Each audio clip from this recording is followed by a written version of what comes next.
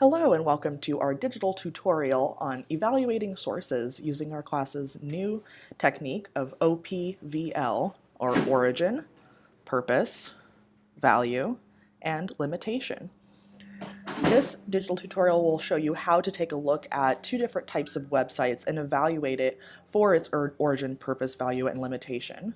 This technique can be used for both research type activities in class, for example, seeing whether or not a site is worth using for an academic paper, or it can be used in your personal life to determine how reliable something is before you share it with people or before you use it to back up an opinion.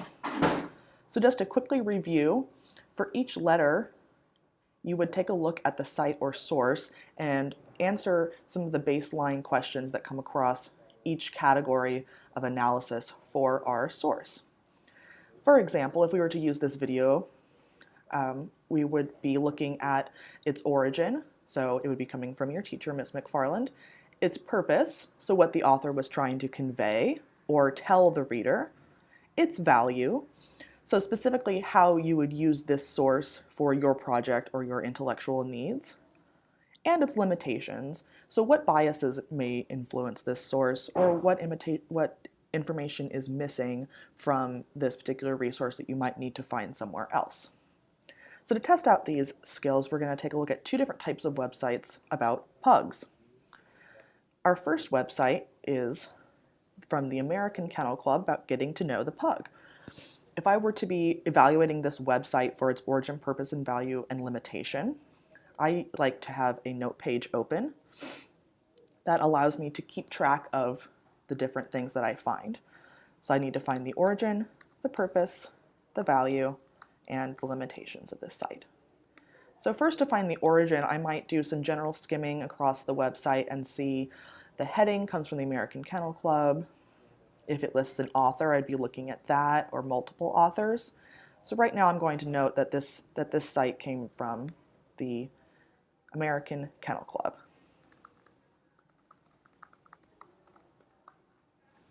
Secondly, I look at the purpose of this website, and I can determine that by just skimming it briefly and looking at the text and what types of information the site is choosing to portray. So after taking a look at several headings, I would say that this website is educational, and it aims to give basic breed information.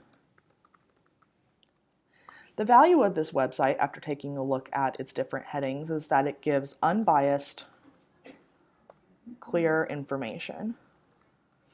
Since this is coming from a reputable source such as the American Kennel Club, we know that the value here is that it's going to come from a site that isn't swayed in one way or the other for a particular breed, but is instead aiming to give people the most complete information possible. And then if we take a look at the limitations of this site, it's easy to see that while the information is true and valuable, it is pretty limited in size and content. So if you wanted to learn more specifics or more details about a pug, you might want to look at a different website. Now let's compare the origin, purpose, value, and limitation of this site to another site about pugs. A site about pugs wearing little jackets. So if I were to do the same procedure for this site to see its origin, purpose, value, and limitation, I can see immediately that its origin is very different, and this comes from BuzzFeed. Now, BuzzFeed, as we know, is a site where anyone can post.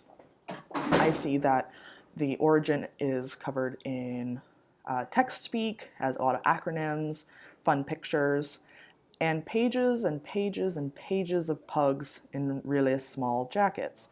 So we know that the purpose of this is going to be mostly for entertainment.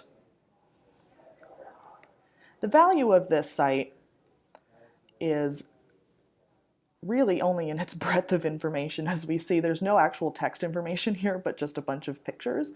So the value in it is that it's entertaining. And I suppose you could also say that it gives you a wide variety of pugs. And of course the limitations are A, this is written by someone who works for BuzzFeed staff, and so if we click on his name, we can see what else he's written. And he's written such grand articles like 12 questions dude with big feet are sick of answering.